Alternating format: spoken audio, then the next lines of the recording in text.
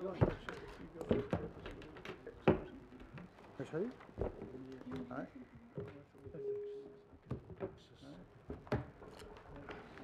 Oh, no. Right. No. We'll catch up. All good. Councillors. Okay, we're almost there. We've got a couple of people getting a cup of tea. 2, 4, 6, 8. 10. We just need one more at the table. Didn't have a break. He normally gets a cup of tea.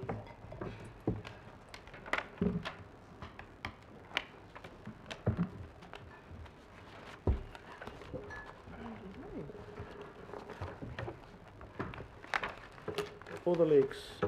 Right. Welcome everyone. We hope you've had a good long weekend and the start of summer. Right, apologies. We have Councillor Collins absent on council business, John Walker absent, Councillor Fletcher and Wayne Walker for lateness. I'll put those apologies, I'll move those. Second by Councillor Sayers. All those in favour? Aye. And welcome, Paul, to your first finance meeting. So Thank you. good to Thank you, Chair. be around here as well. Okay, declaration of interest. Any declarations of interest? No. Confirmation of the minutes. We have Councillor Sayers. Yep. Yeah, Ross, just I think it was recorded that I was on business meeting. The last meeting I wasn't. I was out of the country on holiday. So if we're able to correct that to just absent from the meeting. Yep. Not on business. Happy for that to happen. I'll move the minutes, and we're going to make it one amendment to the minutes, and seconded by Councillor Hills. All those in favour? Aye. You must have been moving in. Okay, you're on to it, everyone. There are no petitions. And public input, we have Claudia Maran. Welcome, Claudia. You have 5 minutes, Claudia. Kia ora koutou, atamarie. My name is Claudia, and I'm presenting on cities and philanthropy and the strategic partnership, the power of making space in cities to enable philanthropy to provide for communities. So as a result of my involvement with Ponsonby Park, I've noticed a large gap of philanthropy-based funding, assisting cities to reach budget targets as various projects around Auckland are needing more funding. While Auckland has allowed areas of commercially private investment into civic life, it is limited in examples of large-scale projects assisted by philanthropic giving. It is my hope that the city may be able to utilize philanthropy in an organized manner to build a more livable city faster for our people, and my presentation today aims to inspire you using some examples I've seen in the recent months in California and in Melbourne, Australia. So for me, I wrote this, community means a place where everyone can contribute and participate in their own special or unique way in a safe, inclusive environment they feel they belong to. And I put places for good because that's kind of what I'm trying to promote more of. Today in 2018, many people do not have the time to volunteer, but for those with financial resources, philanthropy is a way they can uniquely give back to their city or community, a way to leave a legacy. I'm going to show you just a few site-specific examples I found in my recent travels and research that demonstrate the power when you enable philanthropy into civic spaces. So here is the Rotary Play Gardens, and it was written into the long-term plan in San Jose, California in 2002. They did not sell any parts. They took a tiered approach so the city and community could gather funding to make the most of the whole public open space that the growing city desperately needed. The Rotary Club believed if they got the right people involved, it could happen. So this park was valued at over 9 million New Zealand dollars, and it was completed in 2017. It's an example of various tiered donations, building a community place, and examples of how you can uniquely give back. So if you look at the slides, there's the City of San Jose, so the city itself is the primary funder, and then the Rotary Club was pretty much spearheading the whole partnership, and then slowly you get into more lower levels, and then on the next slide, I don't know if it's working, oh there, you can see that the 5,000 to 10,000, they had plaques going down to below $50. So your name was etched in stone while you entered the park, even if you gave $50. And that's how they, over 10 years, 15 years, gathered it. And everyone who goes back there can show their children, hi, I'm part of the Samaritan group or the Sparks family. And that's in the higher end, but you could see John Smith in the $50 to $100 range etched in stone to show that everyone could give back. So this plaque of donations allows individuals and families to feel connected to places that are important to them. They have a Turanga Waiwai, so when they bring, it's a place they stand, and so you're giving community and philanthropy a way to connect overtly, but also build city spaces for themselves. Family name, and it follows generations to come. And then here, on the bottom left, is just opened in Melbourne. It's called the M Pavilion. And this is the Children's Gallery sponsored by the Gandel Foundation and the Ian Potter. What's special about this M Pavilion, which you can look up more deeply, is it's from the Naomi Milgram Foundation, and it was only founded in 2014. And specifically, they say, to enrich Australian cultural life by engaging new audiences with exceptional art, design, and architecture for all of Australia. And it has become a model. So this pavilion here is a model for a public-private collaboration, enabling new projects with a focus on public, industry, and education. So in this pavilion here, they have weekly, daily, hourly talks, education, kids' activities, and it's a collaboration between a philanthropic foundation, the city, ANZ, and various other funders. And once they're done with that piece of equipment, this is the 4th one they've made, they donate to the country of Australia, and they place it somewhere where it goes on to stay. And this particular architect is a Spanish architect, so they get global, they make it a world city without having to spend too much money, using the partnership instead as a model.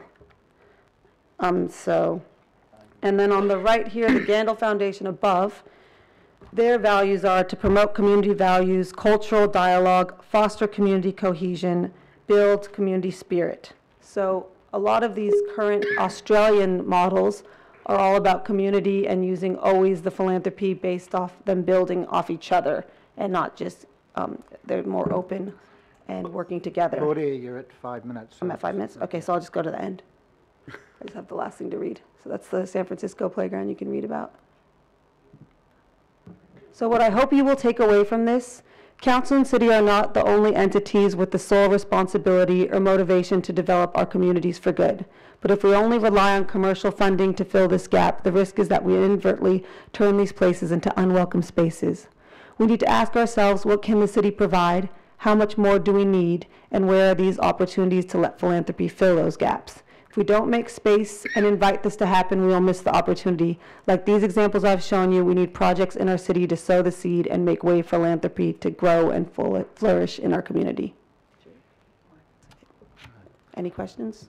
Yeah, Claudia, some of the examples, has the city approached the philanthropists or vice versa?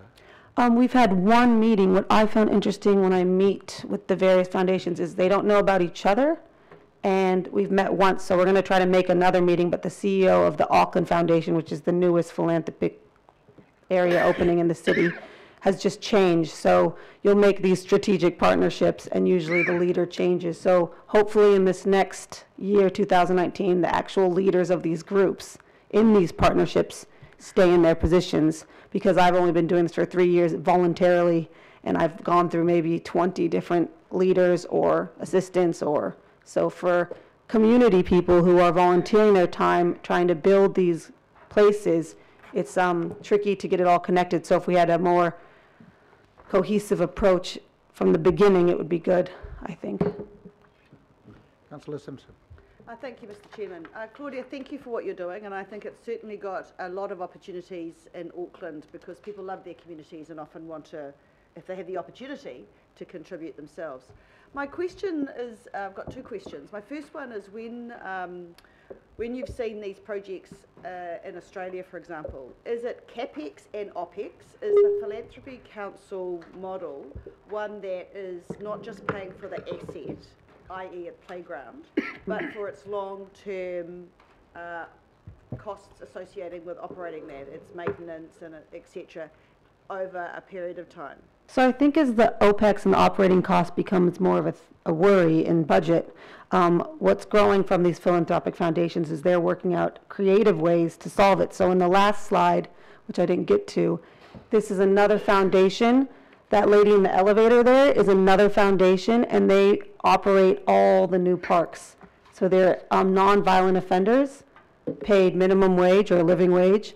So there's different ways you can solve this operating costs. So most cities are giving the seed money, and then a philanthropist is matching it, and there's other philanthropic wings that deal with the running of it, and also still with the city, but it's still having it usually across the whole board. So it's a little bit of both, but it's creative ways like that where they're taking non-violent offenders from prison and putting them and they're part of the community too, so you're giving them purpose. And I had a 1-hour conversation with the ex-offender who is opening the gate for every single person entering that park, and that's the safest I've ever felt in San Francisco in my entire life. So it's just creatively mixing city with community and operating and CAPEX and OPEX cost. And my second question, Mr. Chairman, is probably to the Mayor. Your Worship, are we doing anything to pursue this as an opportunity? Are we looking at what cities are doing offshore in so much the way they're working with philanthropy and looking at those guidelines? And is someone bringing that together and potentially presenting it to us? Yeah. As Claudia mentioned, the Auckland Foundation is changing its chief executive. The former chief executive's gone to the YWCA, and I've met with them to talk about some of the projects that they may have an interest in. So that particular foundation, they want to work more collaboratively with Auckland Council. Foundation North has a long-standing relationship. But, you know, I think with both philanthropy and with the corporate sector, totally agree with Claudia's point about really working closely alongside them to see how people can make, how we can facilitate people making a contribution to their city as, you know, something that they can feel good about and that will be worthwhile to the city. So, yeah, we're trying to do more of that.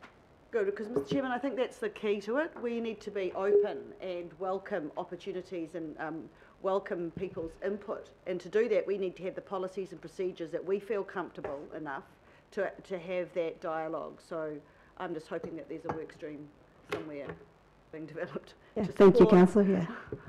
Yeah, that's what the purpose of this was, that if from the beginning, for any future projects, there's some system and policy in place where it's a dialogue that's consistent and can follow through past changes of CEOs and leaders, that's forever, basically, for our future generations to tap into and utilize as a way of getting projects they want to see in their community, big or small.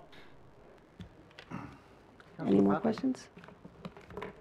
Thank you, Mr. Chair, and through you. Thank you for your presentation. I think it's really timely given all the development that's happening in the community and the need for infrastructure that's going to have to follow with all that development. I'm aware of projects where we have involved philanthropy. So with Te Oro, we, got extra funding from philanthropy, a rowing building in Ngāhau Maiangi in Mount Wellington. So I wanted to know what's happened specifically with your project that's brought you here today. So our project's more of a city building one, so it's a $7 million budget. The park, they're deciding whether it's half or full, so I was for the last 3 years creatively finding ways to finish the project if the funding's not there, rather than sell off the asset. Because I think the biggest issue in this problem coming up today is the split of Panuku and Auckland Council. So once Panuku is in charge of a commercial asset, which my park is technically a commercial asset, it's more people to deal with, the community finds it hard to communicate, and it's just, I'm trying to protect, in a way, assets that council might own that are in Panuku's management, but also in the community has. So similar to a community hall or something could be another issue. And it's just organizing a way that the community can say, we have this need, we've managed to fund the need, whether it's 1,000 or 1,000,000, can we please keep this asset in the city hands, even though the city says they don't have the budget to keep it, we found the money. Does that make sense?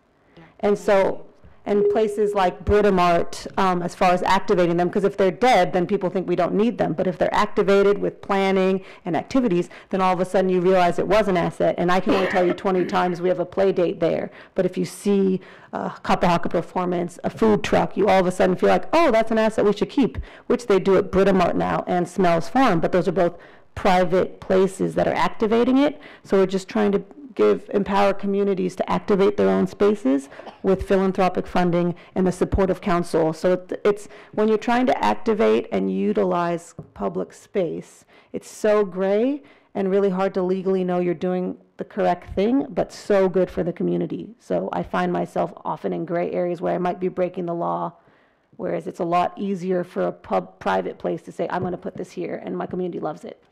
Does that make sense? Councillor Sayers. Thank you, Mr. Chair, and thank you, Claudia, and thanks for your enthusiasm. And and I just look, my question had already been asked, but I just wanted to acknowledge the answer from the Mayor. It's very good to hear that we're looking at the, as you said, the policies and strategies to try and make this a little bit of a smoother process going forward. And thank Councillor Simpson for her question, which prompted that. Yeah, very good. Great minds. So thank you. Thank you very much. Oh, Just Councillor Holmes. Yeah, two quick things. First of all, thank you, and yeah, the ongoing work you're doing. It seems that we've heard a few times from you, and I'm just hoping that we're matching some of the enthusiasm. So I've got a question, but I've just got, I guess, maybe a bit of good news. We are looking at, in the park space, at proactively activating the spaces and working with community groups, like I'm working out west with Sport Waitakere and the council staff on how we activate those community spaces to get people out, enjoying them, using them and feeling safe in them. So I'm going to suggest, Mr. Chair, that we take that part of it, and maybe Councillor Filipaina and I will follow that up and get a report through to the Environment and Community Committee that can go out to the local boards and encourage the philanthropic side of things. The second thing is just a question to us. We, Councillor Simpson, myself, and can't remember who else, we met Councillor with Cooper. Councillor Cooper. We met with some of our philanthropic groups and our council staff working in this area, and we talked about coming up with a shopping list of big and small things that our philanthropic sector might like to partner with us, and I'm not too sure if we've progressed that, and I think from the Finance Committee's side of things, that's a good thing to progress. And just a little shout out, I guess, to the way the licensing trusts work. We're very close to our community, we know what's needed, we actively go out and seek, you know, ways to support our community. I think as a council we could do that a little bit more proactively. So I guess the question is to us, Mr. Chair, is that a good idea for us to follow that course of action? As a Westie, I can say yes, because if you look at the Trust Stadium out there, that was the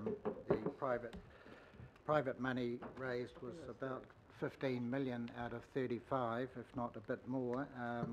Tauru Gallery in Titirangi was 6 million was raised out of 20, and then the Te Whau Coastal Walkway, which is happening at the moment.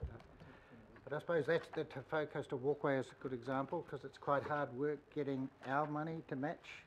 In this case, it's NZTA money and Auckland Transport money, and it's quite hard to convince them to get into, our CCOs to get into that sort of behaviour. Councillor Filipaina. Thank you, Chair, and thank you so much. I mean, that you're being acknowledged, and I reinforce all the comments that have been made. I haven't got a question for you, but I do, however, just want to flow on from Councillor Hulse. And Chair, there's actually quite a bit of work that needs to be done here, because you've got the local board, that's one. You've also got our CCOs in regards to big work, and Councillor Hulse mentioned parks, but you've also got public art.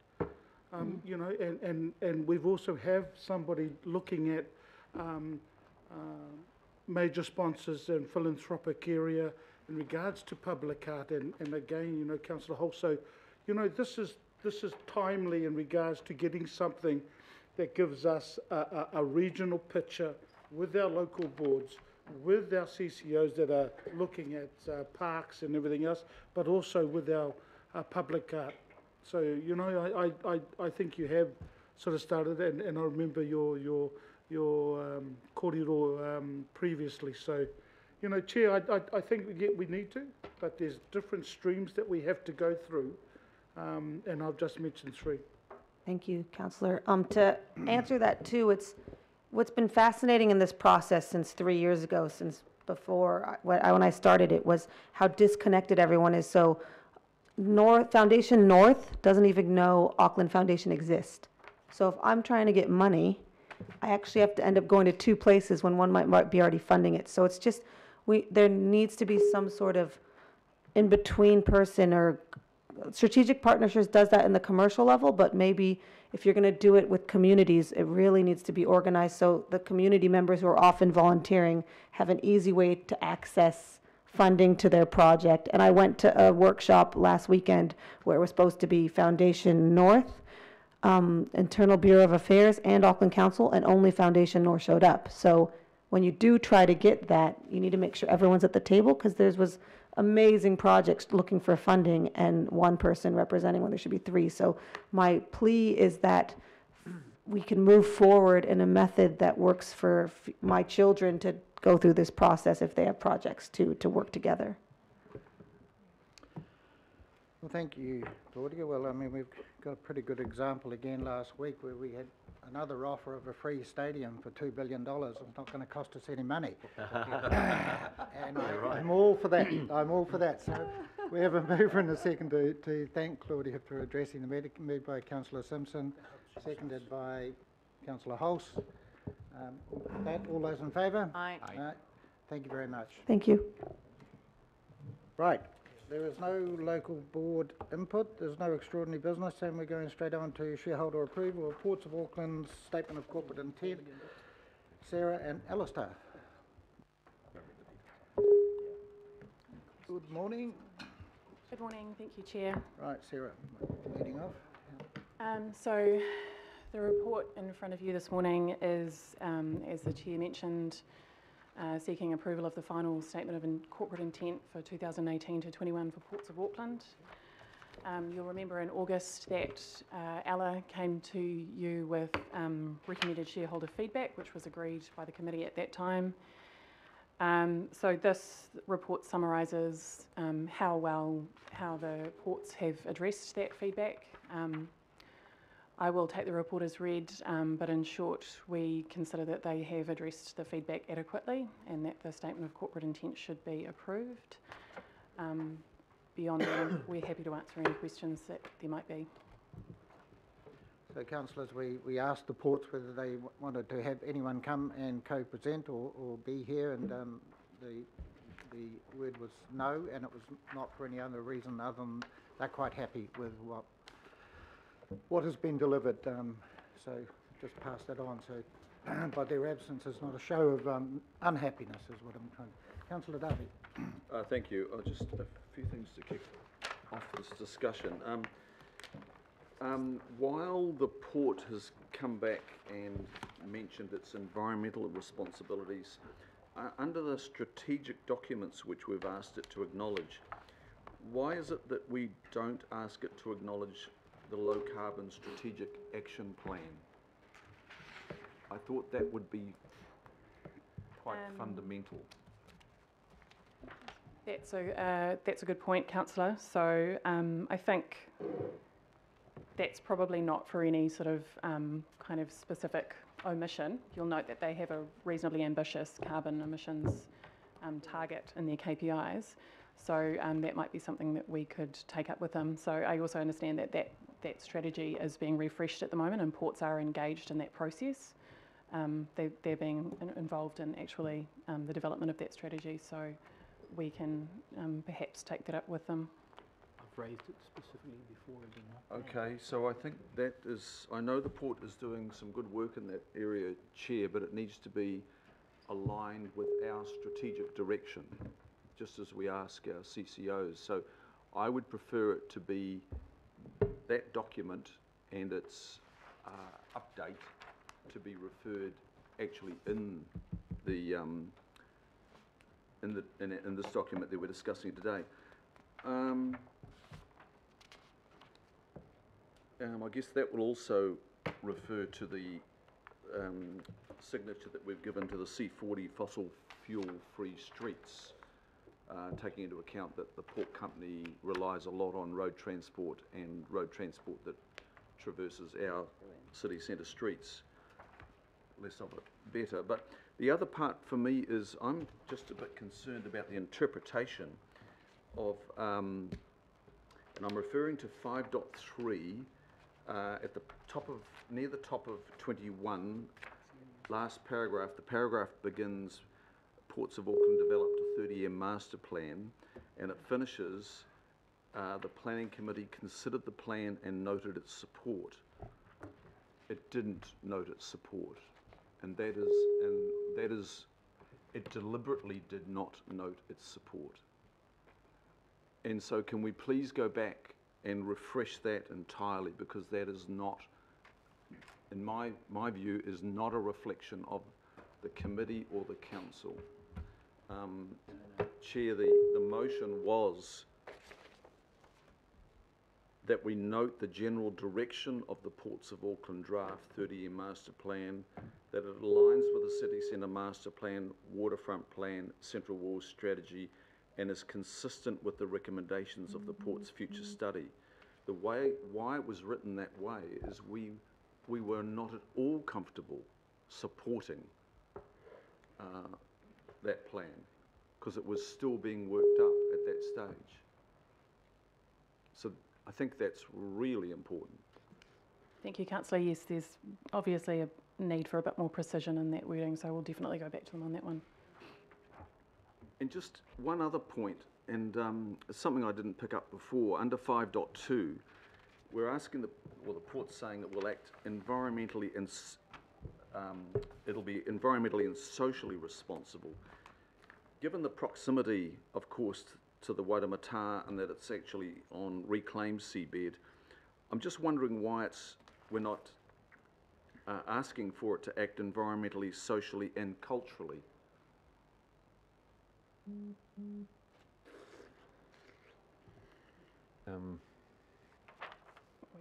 Yeah, we can take that back to them. We can take that back to them.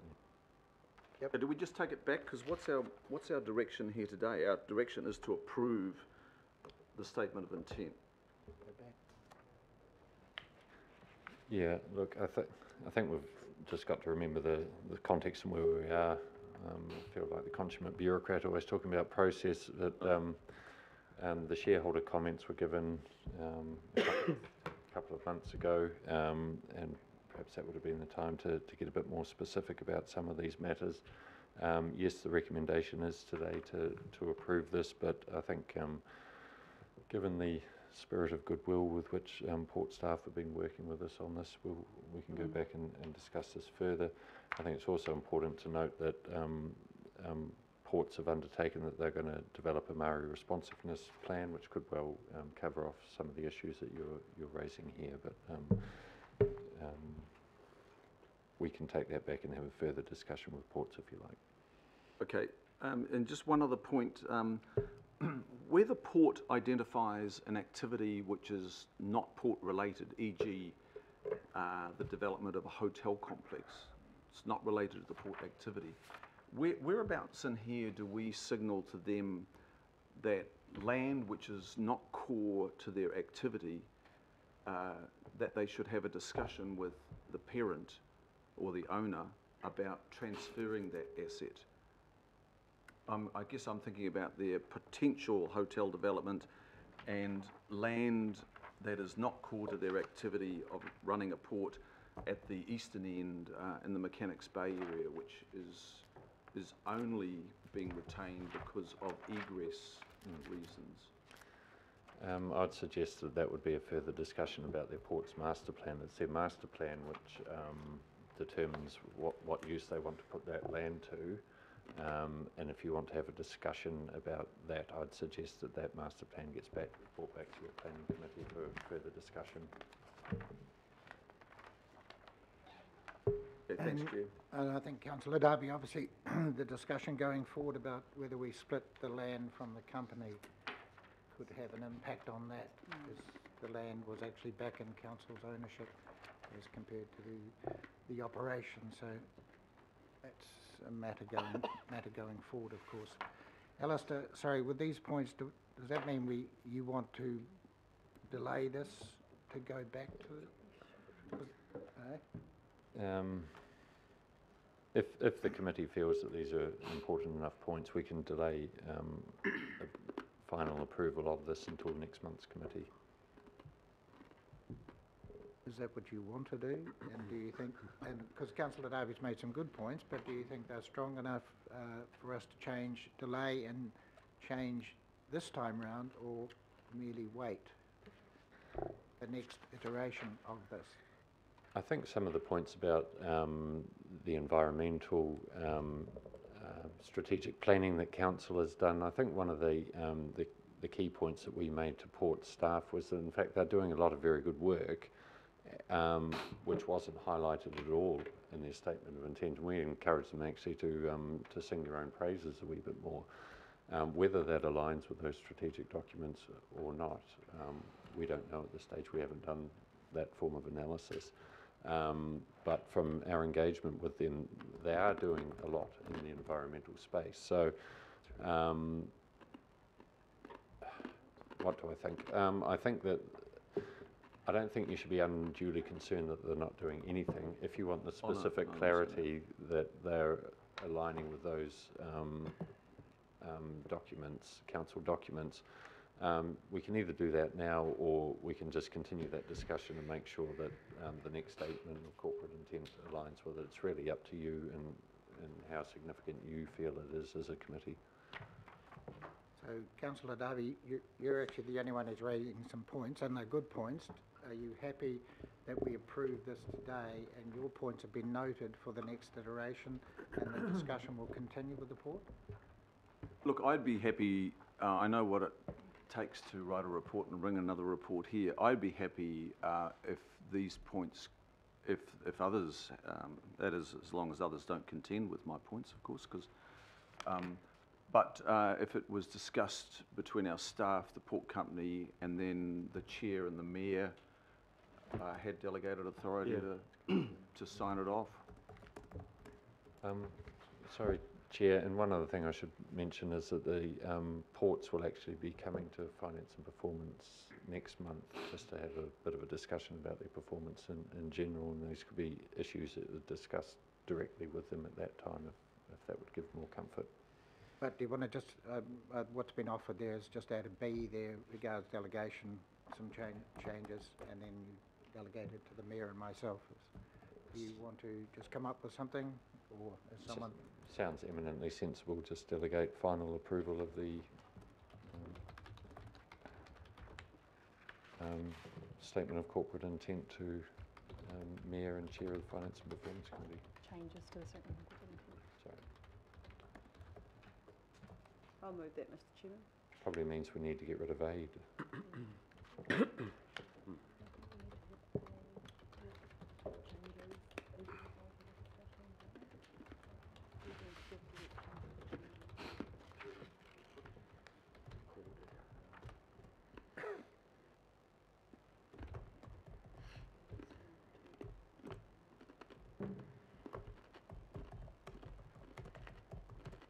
Well, we could just say following further discussions with the Ports of Auckland under B, delegate final approval. Alistair?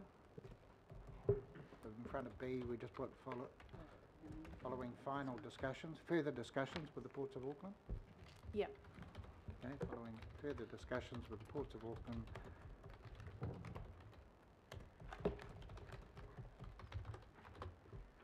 Delegate final approval. Yep. Happy with that, Chris? Councillor Darby? Yes, thank you.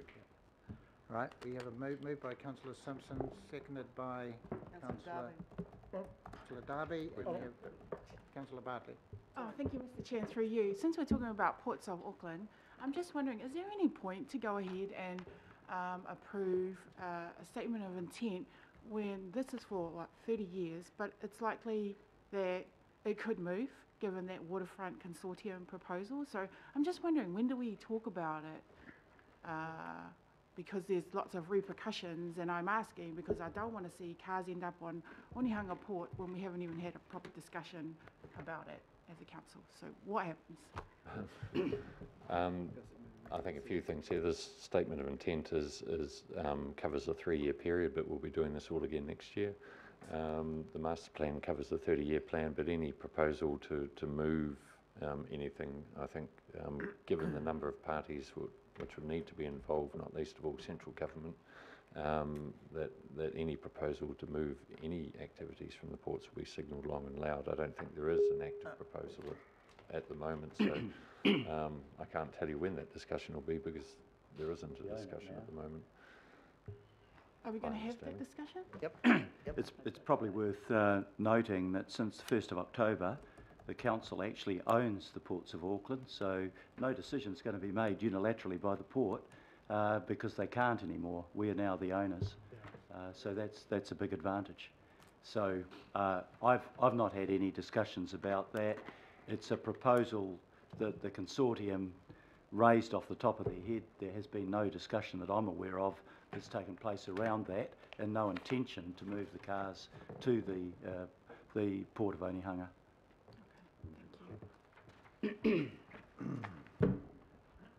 We certainly have had the port under a further guise and further ownership structure try to do things unilaterally, and which we haven't approved of, and therefore didn't happen.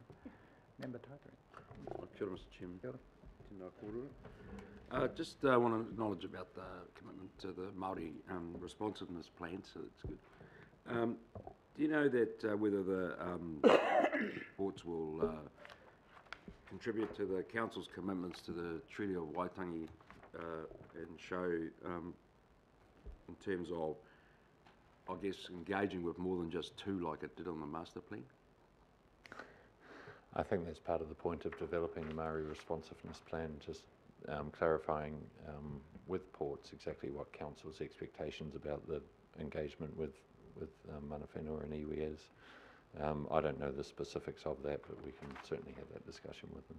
Okay, well, I'm certainly highlighting that. Do you know whether the responsiveness plan will be part of the Māori responsiveness program for Council's Treaty of Audit response?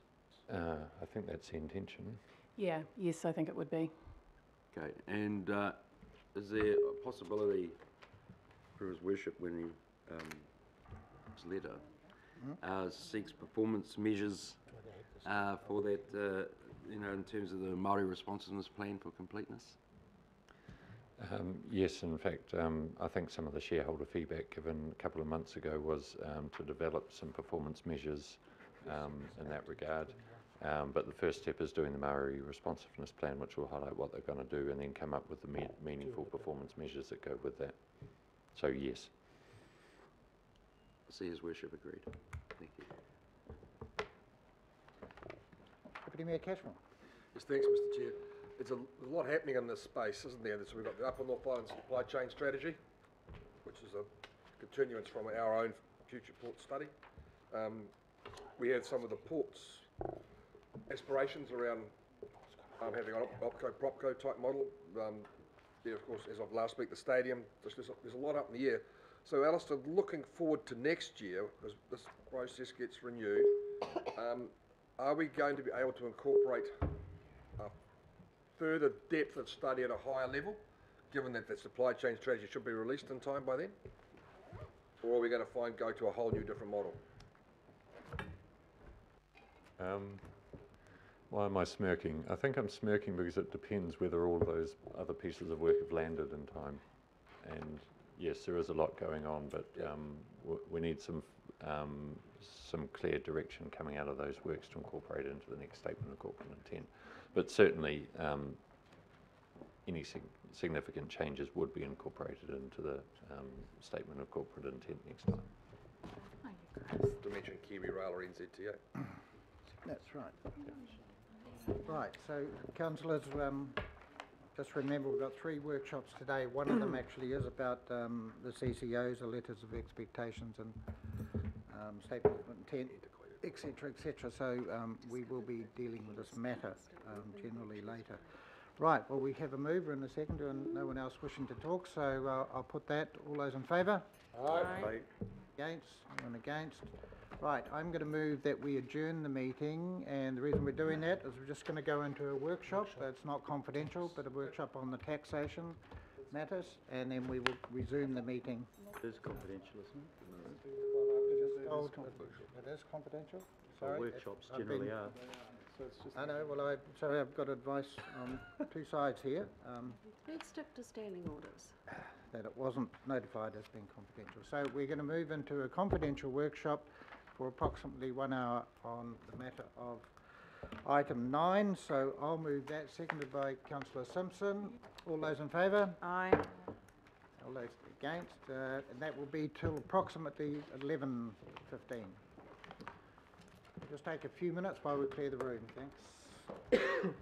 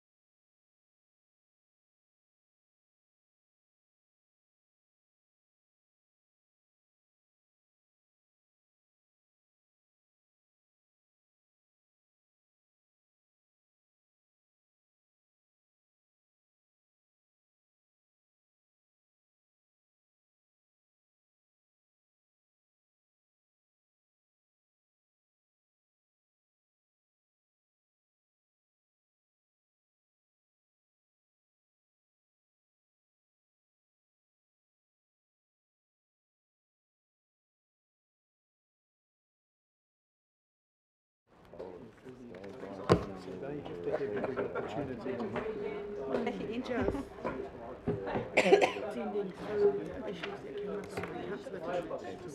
Yeah, that's right. Yes. Well.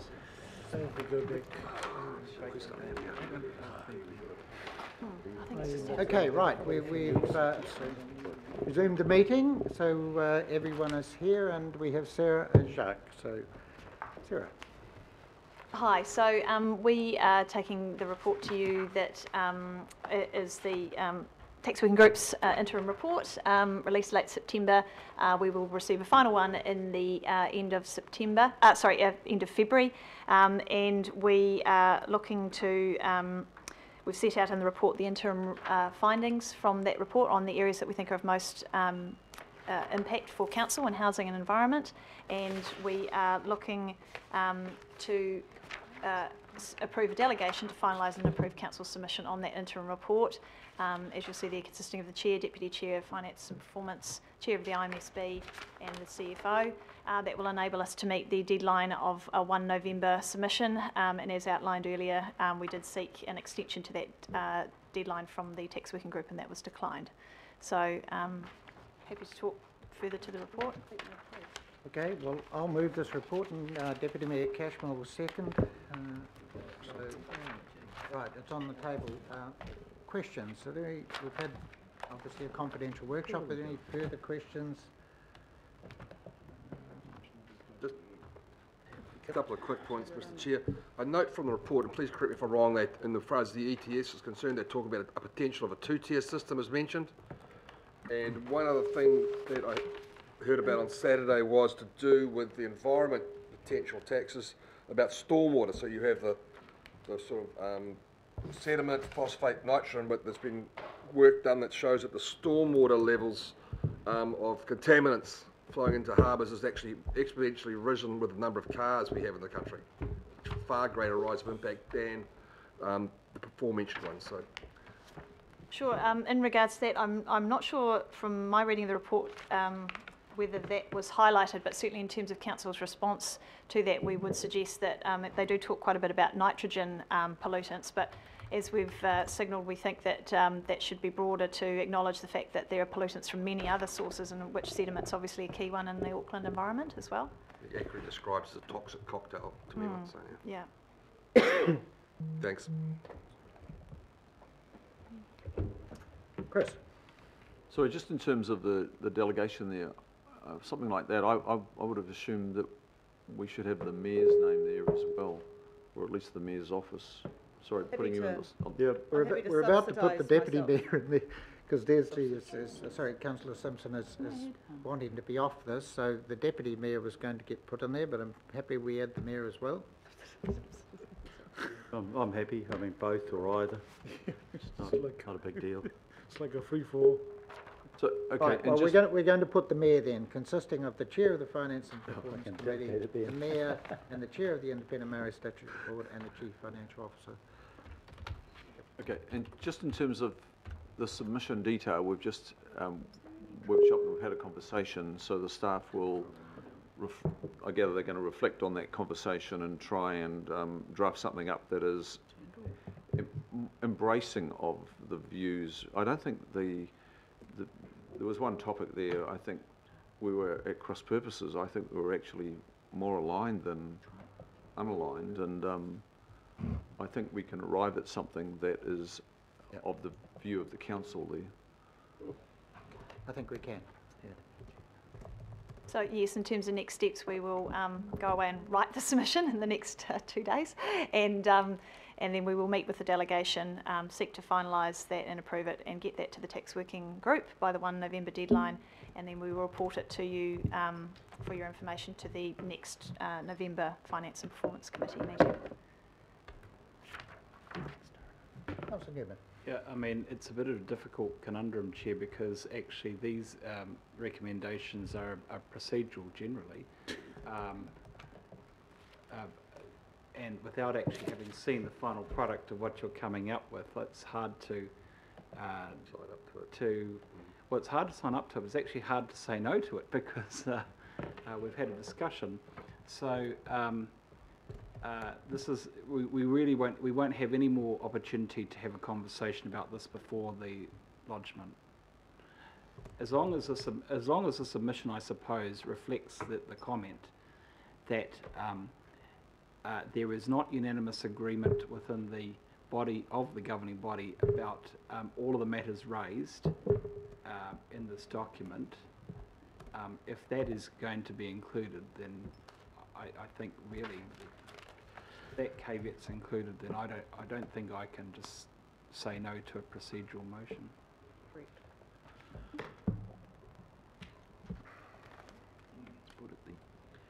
We will, I mean, it's going to be too late, but on the 20th of November, we'll obviously attach the report at the next finance meeting for information. All right, well, But happy, not entirely Chair, happy to satisfactory, note that but in the submission. But Mr Chairman, just in support of Councillor Newman,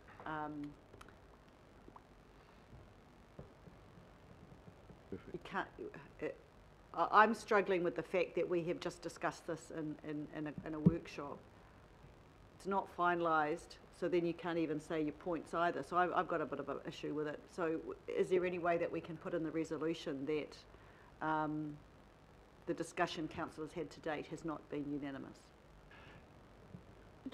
Mr Chair, I think, look, the very nature of what the tax working group has looked at means that there's not going to be unanimity in any group. There'll be things that you like and there are things that you don't like. And I just think a statement to the effect that, given the broad nature of the tax working group's recommendations or report, councillors had differing views on some of the issue areas, expresses the truth of what you'd expect out of this and just covers people off so that we can say, look, I like that part of it, but I don't like this part. But if you look for unanimity, we would go to the lowest common denominator and we wouldn't be saying anything at all. So I just think you've got to make that general reference that that the group reflects a cross-section of Aucklanders and there are differing views on the report. Which is what we agreed that we were going to add. Yep. But that's, all right, I'm going to put this. All those in favour? Aye. Aye. Against? Against. No. Anyone want to record? Thanks. Councillor Fletcher wants to record. We could all rewrite. And also Councillor Stewart. Okay, right, we now move, thank you Sarah, thank you Jacques, thank you Sarah very much. And obviously contact with Member Tapiri immediately as to how to coordinate feedback. It's on its way. Already? Yeah. Good. Okay, right, thank you. We're now moving on to another Sarah. No, we haven't. Oh, right, Matthew. Item 10. Thank you, and through the chair. So, councillors, it's just the forward work program item. It's quite standard, but this is the first one, I think, for this new financial year. All we've done here, and I think you could expect this going forward, is just put a bit of torchlight on particular items coming up in the next 2 to 3 months. So alongside the attachment, which is very standard and just emphasises the annual plan budget work, annual reports, Panuku coming forward in terms of their program, corporate property portfolio as well. So alongside the standard items, we've called out four aspects of the work program we've got on the go over the next month or so, and indicated whether things are making their way there to a workshop or a committee. So just calling that out very quickly. In the workshop space, in the next 6 to 8 weeks, we want to have a good discussion around the weather tightness challenge we have in front of us, and giving councillors a good update of the thinking there. We've been talking about having a workshop on treasury and debt management issues for some time. We've got 3 independent external members of our treasury management steering group. I think it's a good opportunity to bring them forward and for you to meet with them and hold a broader discussion around debt management. So we want to do that this side of Christmas as well. And then we've got a couple of items there. The Collindale Park, where we're flagging here that we will be bringing forward a report to committee in November, addressing both the status of the development agreement with Speedway and also budgetary impacts of the proposed development. So that's in November. And you've got on a workshop this afternoon the rating team talking through the issues around rating or some religious premises having been captured in some of our rating data and policy, and that needs to be worked through. And this is just flagging that we'll bring the actual paper to committee in November. So the only other aspect I was going to mention there, and it's now on the screen, having had that workshop this morning, giving you a sense more broadly around tax matters and some of the asset ownership considerations that we canvassed, there'd be an opportunity here just to cement that in the work program over the next 4 to 6 weeks, and we'll just respond as we said we would, but it gets it on the table. Okay, right. We have moved by Councillor Simpson. I'll second. Any questions? Oh, sorry, Councillor Fletcher. Thank you, Matthew. I want to ask a question just so that when I understand the work program that you've got going ahead, what principles that you're working from. The workshop that we're having later today in and around the rating of places of worship, what is the threshold for where officers make a decision before it's put to councillors? You know, it's an issue of really disclosure. So that's one. And two, and as part of that, where there may be a funding request made from an external party, where they may be declined, at what point do you inform members of this committee or the governing body of those funding requests? So, and lastly, and unrelated to that, just the work that you're doing on the CCO external partnerships with the regional amenities and the Auckland War Memorial Museum levy. We spent some time last week discussing the cultural sector review and where that sits within it. I'd just like to feel that that work stream is going to be aligned with the cultural sector review, so just a bit of comfort on that one.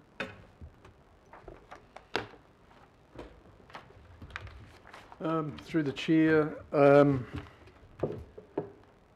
sure I'll be able to come back on all of those. Let me have a go. So,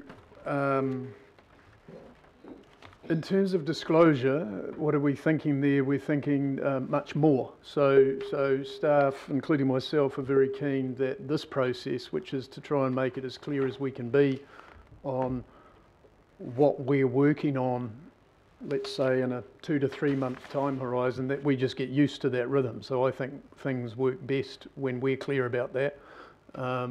Councillors know the context.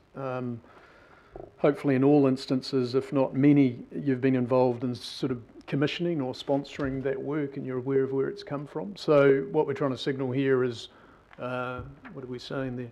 Lowering the threshold in a sense to ensure that you've got greater visibility of the entirety of the, let's call it the meaningful work program. I mean, we have staff working on lots of things. We've got to use our judgment sometimes as to those things where we think there'll be more political interest, but we're seeking to do that here. And I'm happy to be held with my folk to the notion that as we meet each month, we're turning our minds to keeping this up to date and picking up additional things as they come in. And it may well be that on your third item in terms of the cultural review, that might be a good opportunity where I can have a discussion with Alistair and make sure you can be clear through this process what the next steps in that review are. I think that's really helpful, Matthew. I mean, on some occasions, I will admit that I felt there were things that I would have liked to have known as a member of this committee. But then last week, there were items that came up where we chose to blame officers, whereas we had that information, such as the fact that there's only 450,000 odd for regional park acquisitions in the LTP. Now, that was a figure that we were known, but councillors said no, they didn't know about that, and there's going to be a workshop on it. Now, I'm assuming that workshop is going to be in the Environment and Community Committee, although it's a financial one, and whether or not that should be in the Finance and Performance. I mean, there's just, it's really around trying to make sure that there is a uniformity around information, particularly where it might be controversial, on those sorts of things. In fact, the chair might give a steer. Is that going to come to this committee, or is that going to the Environment Committee, or where's that workshop going? I would have thought initially that would go to the Environment as a workshop, because it's an aspect of the Parks program, work program and budget. And then the same with the Cultural Review. That would needs to be coordinated through the Environment Committee initially, but there should be tandemness about it, if that's a word.